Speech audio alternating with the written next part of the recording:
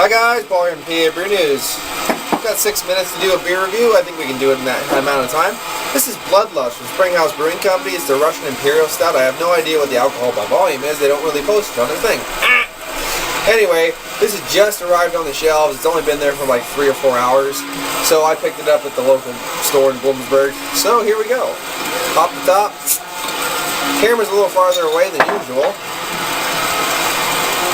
And now I just realized why it's not good to have the camera so far away, because I can't show you the label as well. So I'm going to get up. Luckily, my dingling's not out.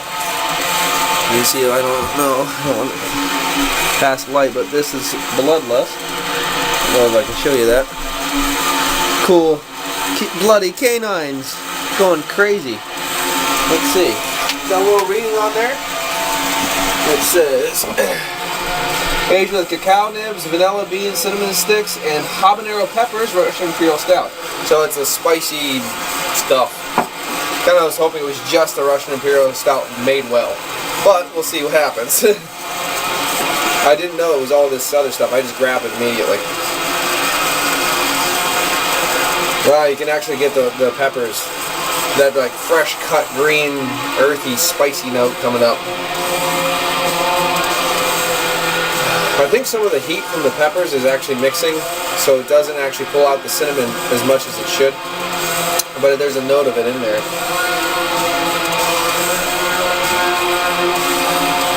Not getting any vanilla on the nose, but let's see if it's in the taste.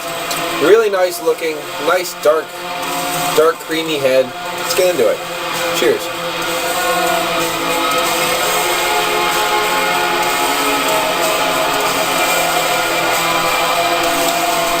Wow, it's got an interesting mouthfeel.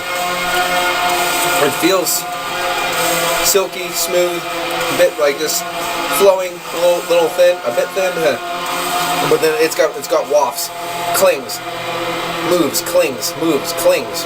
It's actually pretty interesting, really nice.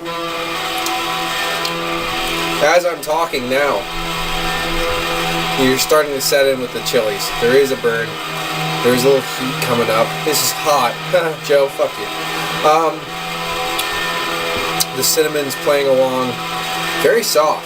Very soft. But the peppers are actually working quite well. This is actually good.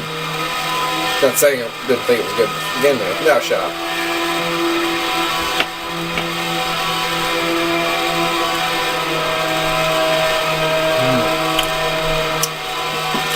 Smoky char.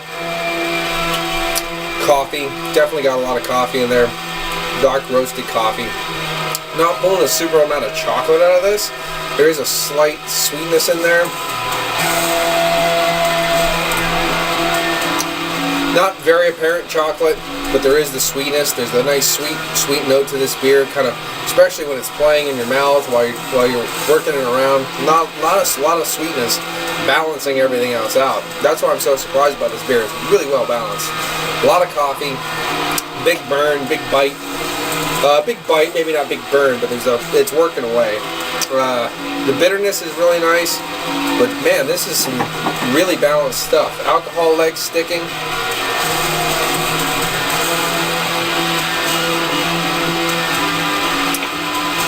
Yeah, and it never gets too sweet. There's just a little bit of sweetness there to balance everything, help it right along. All in all, this is so far from the series of stouts. The more stouts I drank from them, the more I got kind of like disillusioned, because I thought that a lot of them were like very nice porters. This is actually kicking up into that Imperial Stout range for me, which is really nice. Russian Imperial Stout, you're not getting any dark fruits or anything like that. You're getting very cut, fresh, vegetal, herbal, peppers, and all that stuff, which is nice. So I'm going to give this one a solid 9 out of 10. This is actually a really good beer. And pick it up. It's only $9. It's well worth it. So it's been Paul from PABrewNews with Bloodlust. Cheers.